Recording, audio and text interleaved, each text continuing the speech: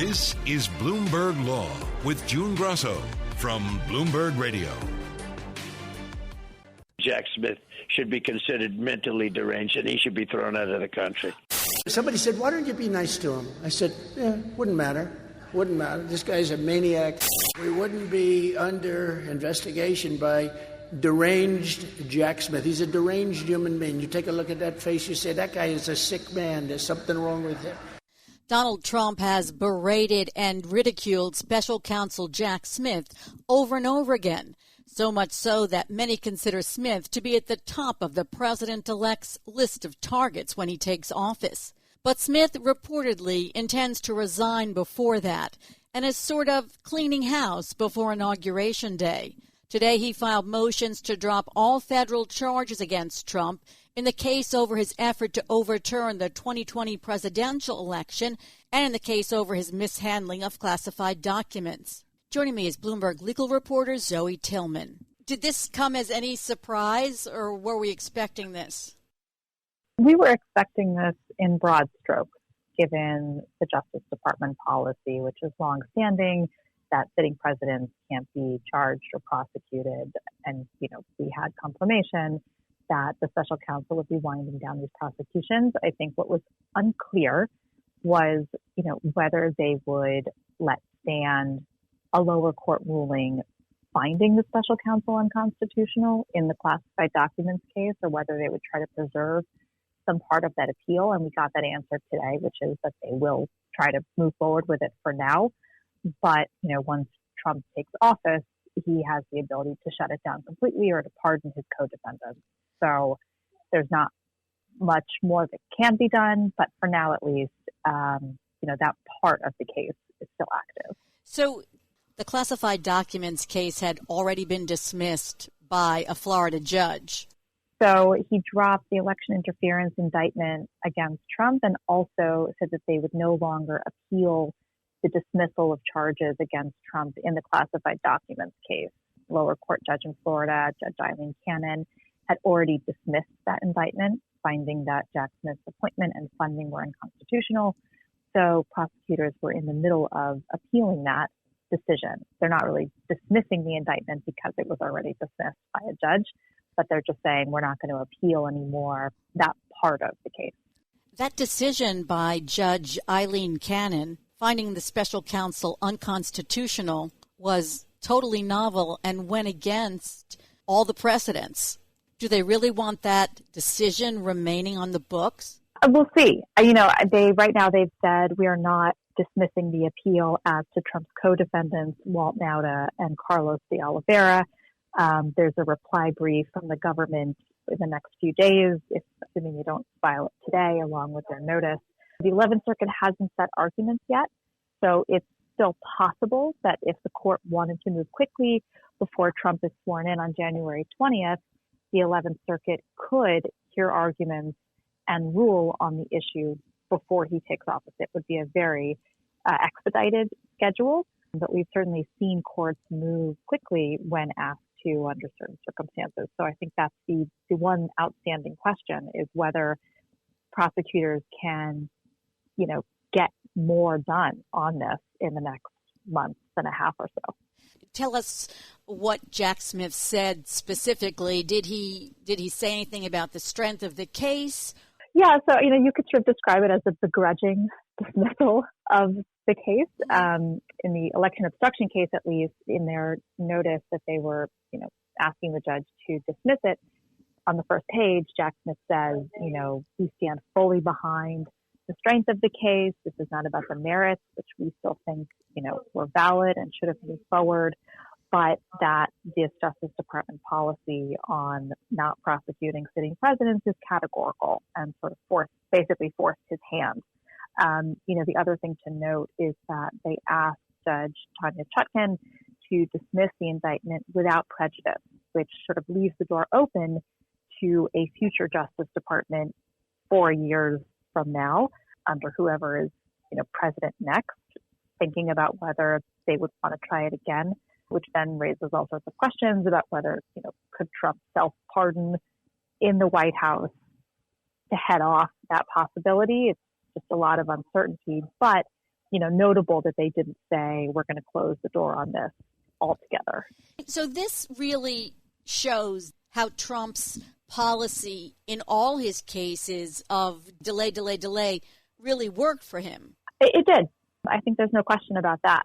And, from the beginning, the move had been to argue in favor of schedules. First they were saying there should be no trial until after the election, and no judge was on board with that, even in Florida, where, Judge Cannon was seen as more accommodating of, what the president-elect was asking for. But she even said, I'm not going to push this back, until after the election and do that kind of political calendar making.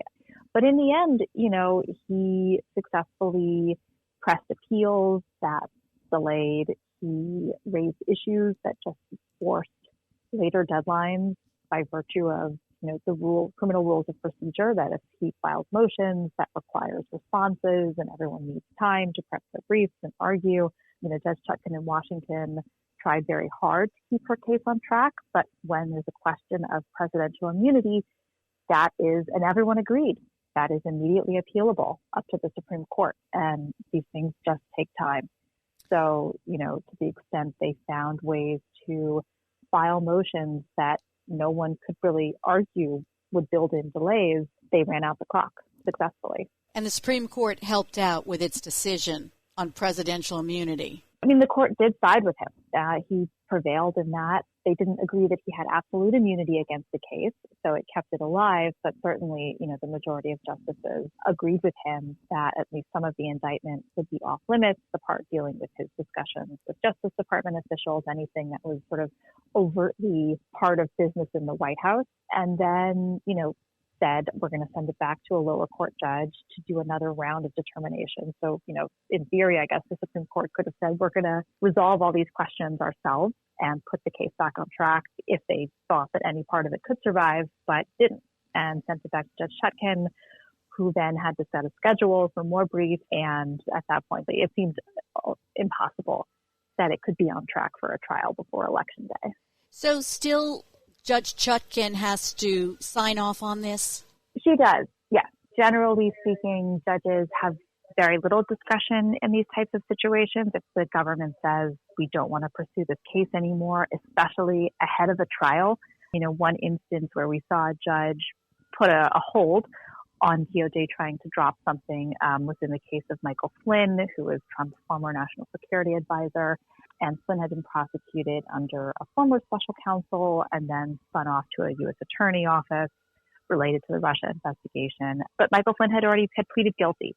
So the judge in that case had said, I'm not sure if I can drop this right away if there's already been factual findings about guilt and acceptance of, responsibility, et cetera, et cetera.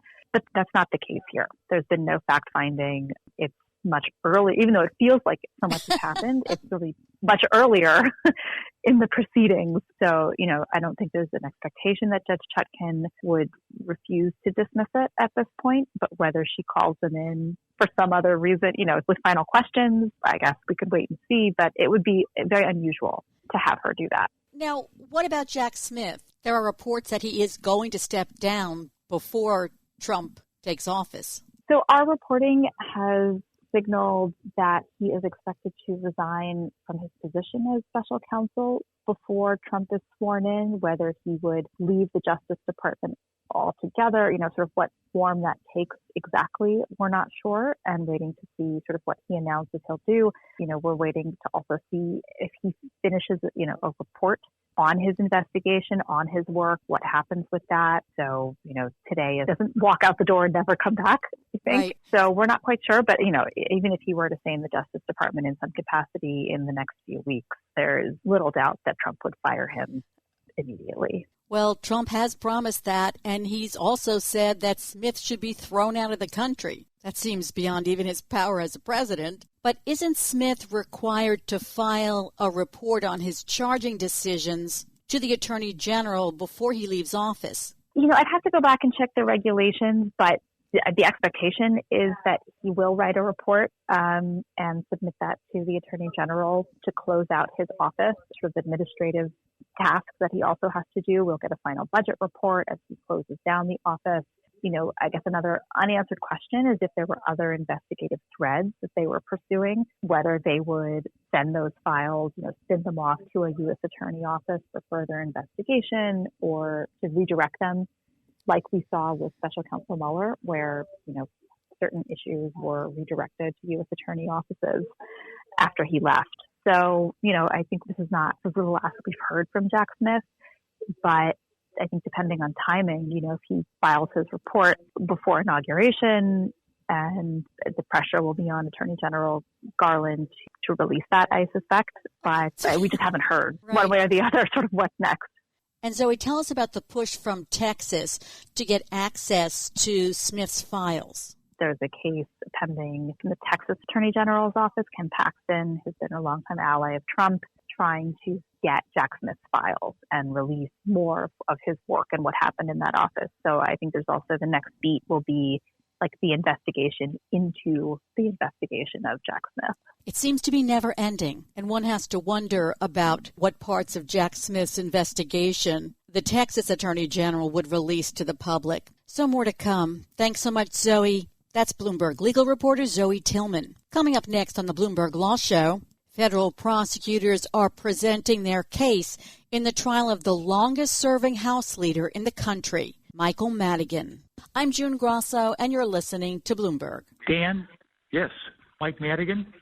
Mr. Speaker, how are you? I'm good. How are you? Michael Madigan, the longest-serving House leader of any state in U.S. history, is an almost mythical figure in Illinois politics. His 3-decade reign earned him the nickname the Velvet Hammer because of the way he led the Illinois House and extracted fealty from its members. If you can, get in your mind that your client is only Mike Madigan. Now the 82-year-old Madigan is on trial for bribery, extortion, and racketeering for allegedly running a criminal enterprise to add to his vast political power, get business for his private law firm, and reward his friends and allies. Government attorneys are building their case against him with witnesses who've made plea deals and wore wires, documents, emails, and hundreds of wiretap conversations like these. I generally never refer to the speaker. I just say our friend. So if you just say our friend, no one really knows what we're talking about. Speaker's office. Hey, Micah. Hey. Will you tell the speaker I took care of Barrios and Peñanovich? You could just throw away that note. Yep. For those outside of Illinois who don't know about Madigan, tell us a little bit about his background, why he was nicknamed the Velvet Hammer. So Mike Madigan is the longest-serving Speaker of the Illinois House in history. And in addition to the extraordinary political power and influence that he wielded from that position, he also had a private practice of law. The indictment charges that he used both of these positions to retain and consolidate his power. So the prosecutors are alleging that he used his political power in offices as a criminal enterprise. I mean, what exactly are they charging there? Yes, that's exactly right. A criminal enterprise, which is casually referred to as the Madigan enterprise. And in brief, it boils down to what is at the heart of all public corruption cases, which is precisely money and power, the abuse of public office for private gain, and the abuse of power to retain and consolidate power. The evidence that's been introduced in the case so far focuses on ComEd, the public utility here in Illinois, and Madigan's essentially leveraging ComEd's dependence on his political power, depending on Madigan's support for legislation and policy that are favorable to ComEd, in exchange for a variety of things. This is one large issue among others. His co-defendant, Mike McLean, and he's already been convicted on public corruption charges. Why are they trying to show that he's an agent of Madigan? So Mike McLean, as you say, has already been convicted in a separate trial. That trial is referred to as the trial of the ComEd 4. In this instance, Mike McLean is charged as a co-defendant and an agent of the former speaker, Mike Madigan. And under an agency theory of liability, Mike Madigan's knowledge, his criminal intent, and the actions that he directs are all imputed to Mike McLean as his agent. This is the theory of the prosecution. Of course, Mr. McLean contests it. Let's talk about the defense. Is the defense that this is what politicians do? Is it that defense that we've heard a million times, or is there more to it? That is essentially the defense. It is a defense that has gained credence in recent years with a series of Supreme Court rulings that have held in essence that federal prosecutors have been overly ambitious with their interpretation of public corruption laws and have swept into their prosecutions instances of politics as usual, constituent services, and the type of deal making, which is how the sausage is made. And in the words of Chief Justice John Roberts, in the case of the former Virginia Governor Bob McDonnell, it may be unseemly, but that doesn't mean it's criminal. The Supreme Court has been paring back public corruption law since the McDonnell case. And last June, in the Snyder case, the justices undid the conviction of a former Indiana mayor who received $13,000 from a trucking company after it was awarded city contracts. In this case, how are the prosecutors getting around the Snyder decision? Well, first of all, the Snyder case involved a very particular statute. It involved a charge of illegal gratuities, which the prosecution argued was included in 18 U.S. Code 666, which is the federal law that applies to state and local bribery. The Supreme Court ruled in Snyder that that interpretation was incorrect, that 666 encompasses quid pro quo bribery, but not illegal gratuities, which was the theory of liability in Snyder. The Madigan case, by contrast, is not a theory of illegal gratuities. Rather, it is a criminal enterprise. So RICO is charged along with wire fraud and actual bribery. Bribery is considered one of the necessary predicate offenses that can be used as a basis to charge a racketeering enterprise. Are quid pro quo allegations key to the government's case against Madigan and McLean? A theory of quid pro quo liability, yes. But the reason that quid pro quo, although it's a commonly used term in the vernacular for corruption, is not a legal term of art, is because in truth, corrupt acts are most often far more complex than the concept of this for that. So in the case that's been brought by the government against Madigan, what is alleged is that essentially ComEd owed Mike Madigan. The company was indebted to him for numerous times. He had helped them benefit with legislation that was favorable to the company. So you're in a situation where the defendant already has influence, power, clout, and leverage. What is alleged is that Mike Madigan in turn then used that to demand favors from ComEd. So it is a quid pro quo, but it's not a simple or isolated transaction. So the government has all kinds of evidence, people who wore wires, the wiretaps, they have documents. What do you see as the strongest evidence they have so far? All of the government's evidence has strengths, and it also has ways in which it can be attacked by defense counsel, and it is being attacked by defense counsel. Government witnesses who are so-called cooperating witnesses, including those who have negotiated plea deals, of course, have received a benefit from the government. These are individuals who have negotiated a plea deal in exchange for their cooperation with the government, and they have an expectation of a reduced sentence. Therefore, counsel for the defense will be cross-examining them on their bias, on their incentive to curry favor with the government, and arguably, what they will certainly argue to the jury is that those witnesses are therefore not credible, not to be believed. Recordings, of course, are not of witnesses who may or may not have an incentive to shade the truth on the witness stand. A famous Chicago defense attorney once said, "You don't need to believe me, just believe Mr. Panasonic." You press play, and the recording speaks for itself. Now, in some instances, these recordings are grainy, of lower quality, may not be the smoking gun that they have been made out to be. And so I am certain that the jury is listening very carefully when the videos and audio recordings are played to see if the content actually lines up with what the government promised the evidence would show in its opening statement. Because you can bet that if it doesn't, when the defense makes its closing argument, it will point out the ways in which the government's case fell short. Some of the recordings seemed pretty stunning.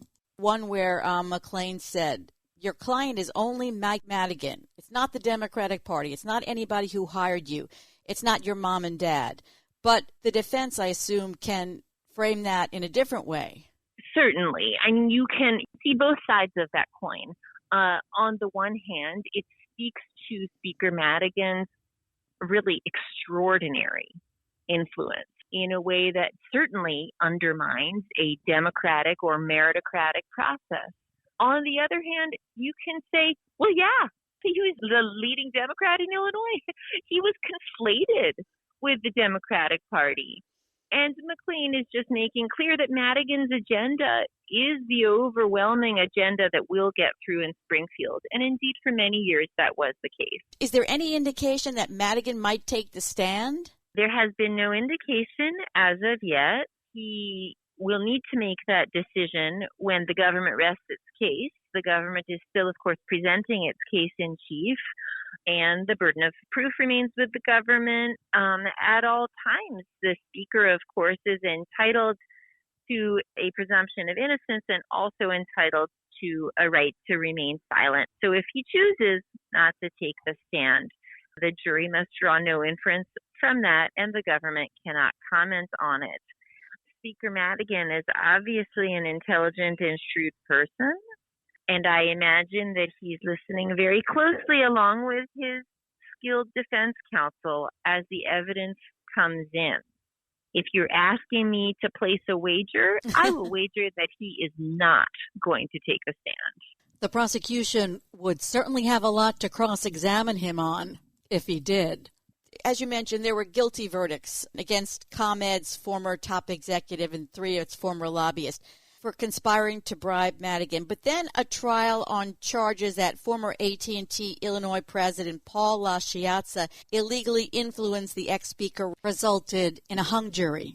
Was there a problem in that later trial that the government might encounter in the Madigan trial? So the problem with that case is the problem with all public corruption and indeed white-collar cases. These are specific intent crimes, and the government must prove corrupt intent beyond a reasonable doubt. So not just the actions themselves, but the individual's state of mind. And when one can argue that a state of mind is politics as usual, and you do hear that line in the Madigan trial as well, this is how things are done in Illinois. This is politics as usual. That can undermine evidence that goes to corrupt intent, especially when it is circumstantial evidence. And that's another point. These individuals are smart. They are sophisticated. You will never hear them use the terms quid pro quo. You will never hear them use the word bribe.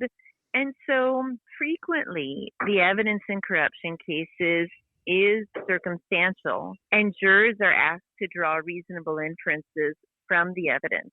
So successful prosecutions of public corruption cases are hard. Are they harder in Illinois? Because the city's known from the days of Mayor Daley, and you've had several, I think, Illinois governors who've been prosecuted. I mean, are the citizens of Chicago sort of inured to it? You know, are they just sort of steeled against it? Well, the social science literature related to popular perceptions of corruption indicates the opposite, actually. Public corruption is deeply unpopular with ordinary citizens. And indeed, it is something that motivates people when it comes to casting votes, to seeking political change. I'm not in a position to say whether public corruption prosecutions are harder or easier in Illinois, but I would tend to doubt that they would be harder. A long way to go in this one yet. Thanks so much, Juliet. That's Professor Juliet Sorensen of Loyola University Chicago Law School. Coming up, the Supreme Court today. This is Bloomberg. The Supreme Court released its calendar for the February argument session. The justices will hear cases on reverse discrimination, nuclear fuel storage, post-conviction DNA testing, and whether the Mexican government can sue U.S. gun manufacturers.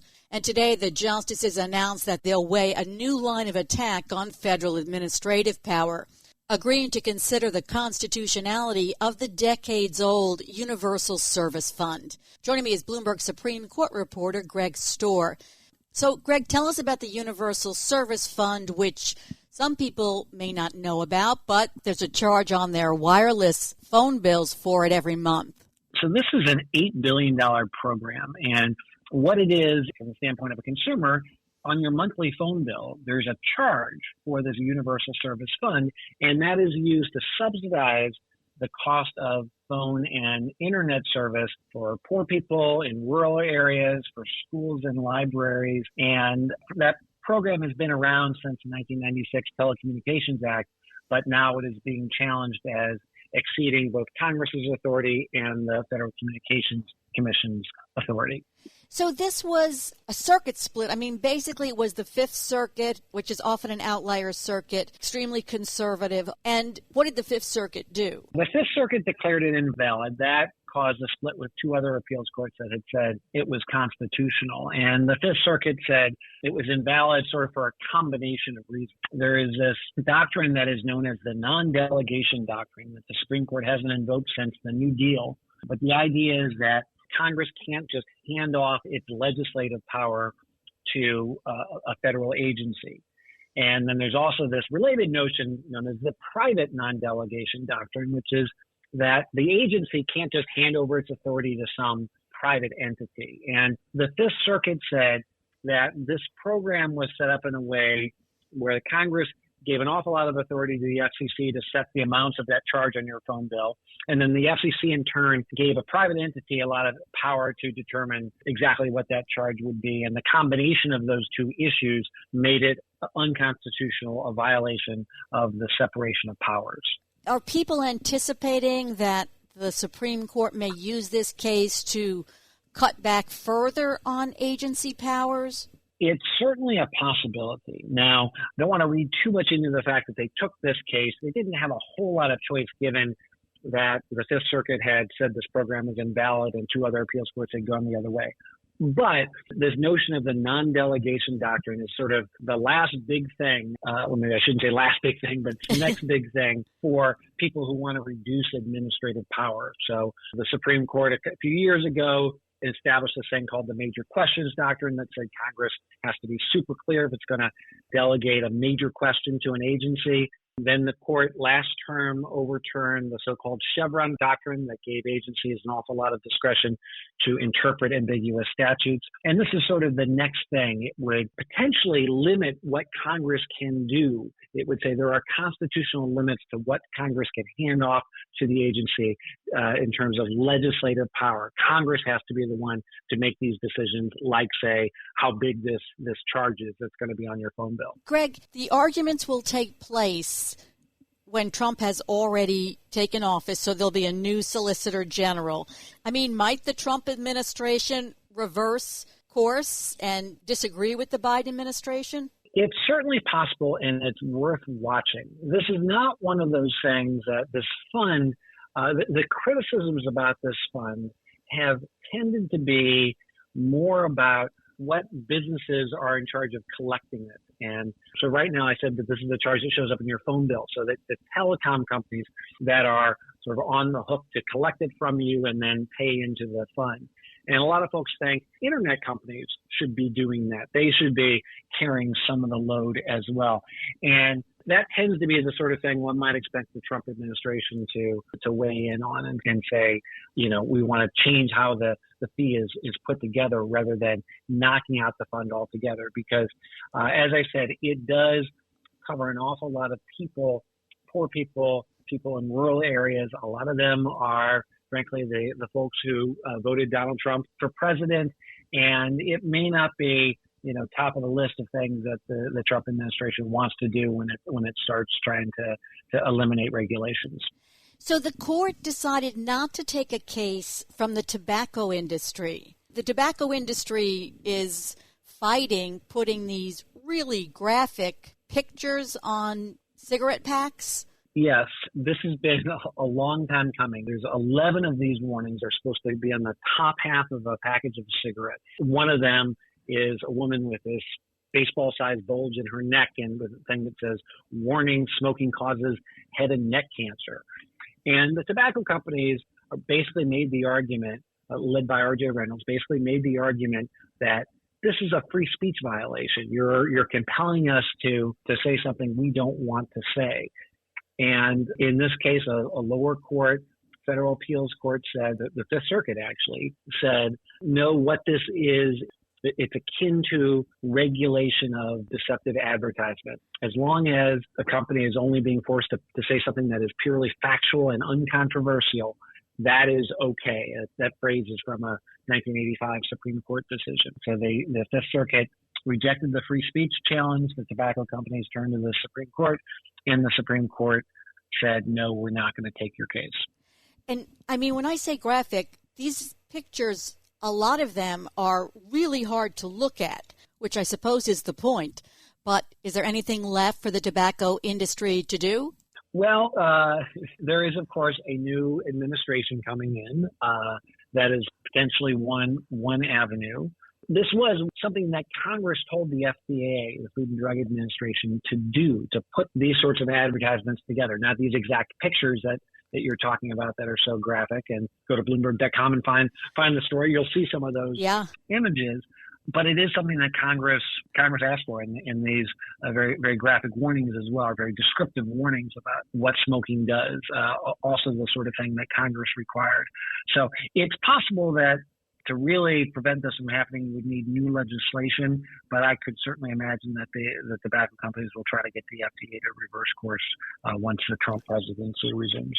So now, last Friday, the court dismissed a case that had been argued, Facebook's appeal of the shareholder lawsuit against it. Yeah, so this stems from the data harvesting scandal involving the political consulting firm Cambridge Analytica.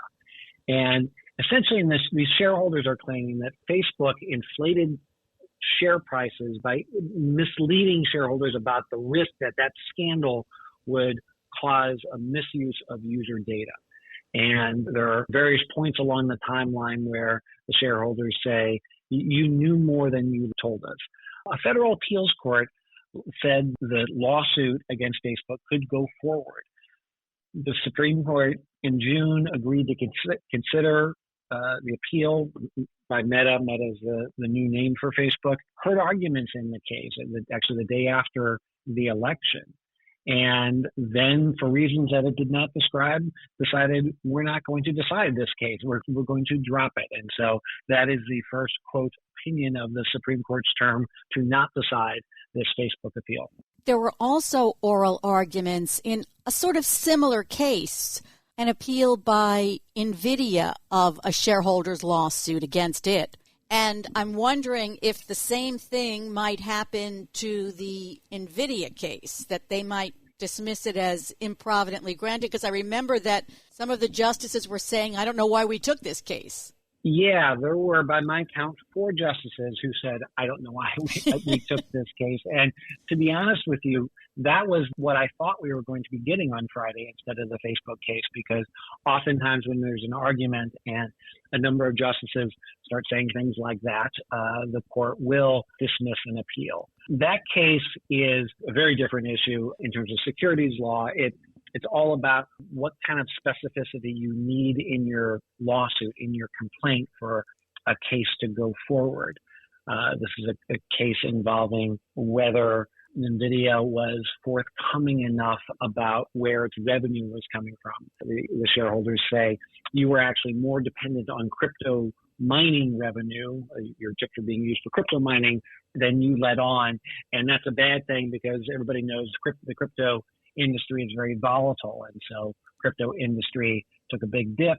That meant that NVIDIA's shares also dipped because you eventually had to reveal that sales were down. In any event, the Supreme Court did suggest during arguments, as I said, that this did not present a sort of broad legal issue that would be a good candidate for a Supreme Court ruling.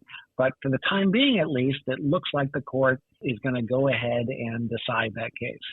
And in the Facebook case, back to Facebook for a minute, there were comments that once you let the case go forward to the discovery phase where they're exchanging documents, I think it was Justice Kavanaugh that said game over, because then it almost forces the companies to settle the cases. And what are the estimates of a settlement in the Facebook case? Matt Schettenhelm, who's an analyst at Bloomberg Intelligence, says that potentially in the Facebook case, we're talking about $2 billion with a B dollars, because the amount of the market drop was something like $200 billion. And the shareholders say that was caused in large part by these misleading disclosures. So it is potentially a very large sum of money. You know, Facebook is such a big company that $2 billion means a little less to them than it does to you and me. But that is what you hear all the time from companies, that yes, once you get past that stage in litigation, once you get to the discovery phase, once the plaintiffs have a right to start demanding documents and other evidence from you, that's when litigation gets really, really expensive, and that's when companies have a real incentive to go ahead and settle. So we'll wait for NVIDIA next. Thanks so much, Greg. That's Bloomberg Supreme Court reporter Greg Stohr. And that's it for this edition of the Bloomberg Law Show. Remember, you can always get the latest legal news on our Bloomberg Law podcast. You can find them on Apple Podcasts, Spotify, and at www.bloomberg.com/podcast/law. I'm June Grasso, and you're listening to Bloomberg.